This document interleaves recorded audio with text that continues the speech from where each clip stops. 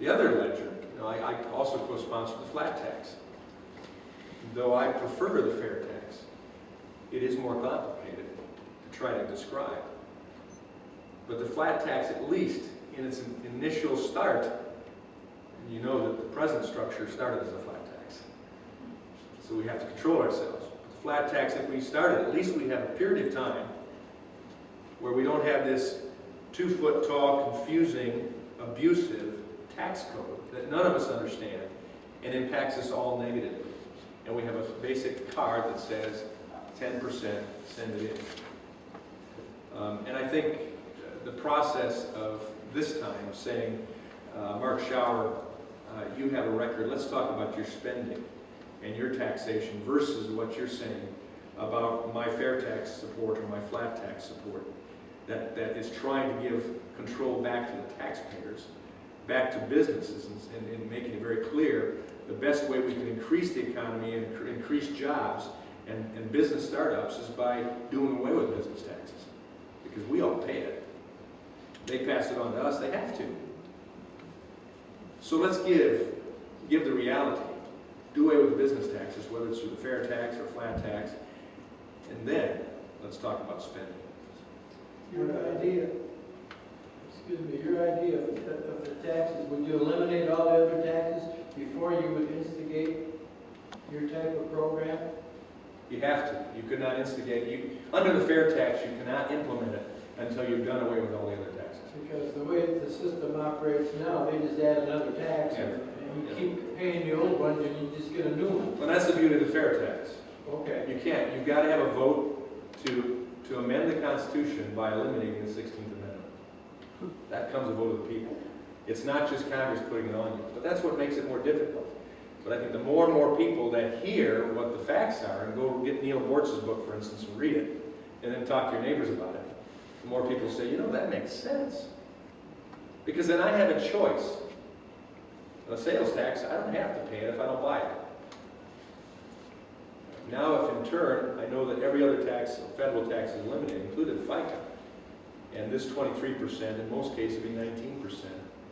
I don't get in that confusing thing, but that will be spread to cover all of those taxes, but more people are paying it. It's not just now. I mean, when we're looking at 50%, almost 50% of the people in the United States now pay no federal income tax. And then when you look at virtual reality, or not even virtual, the reality of those that pay it but then get it refunded, it's about 70% of America's so-called taxpayers don't pay any federal income tax. Now that means the few of us that still pay it, and the businesses that have to deal with those costs too, are further restricted. So. You had one more point. One more comment, and that is talking about the Social Security system and possibly raising the age limit, because it isn't where it was 50, 70 years ago when it was originally installed. But something that has to be remembered about the age of the Social Security right now is that there are some difficult jobs out there that people have that are very physically demanding and cannot possibly go to a higher age limit that some might want to set.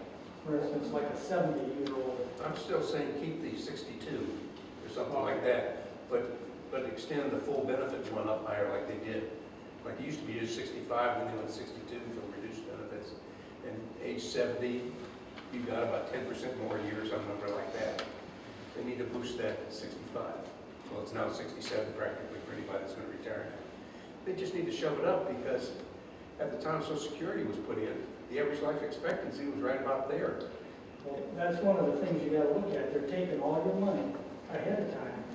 They're taking the possibility that you're going to die before you're going to use it. That's a socialized system. And then what about also in the process of making good our promises to those of us who have paid into Social Security involuntarily for many years,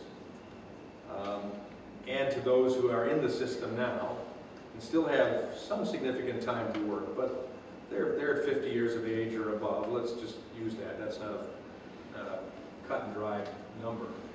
But let's talk about starting a way to get people, young people, still in high school, in college, considering how can I do that for myself?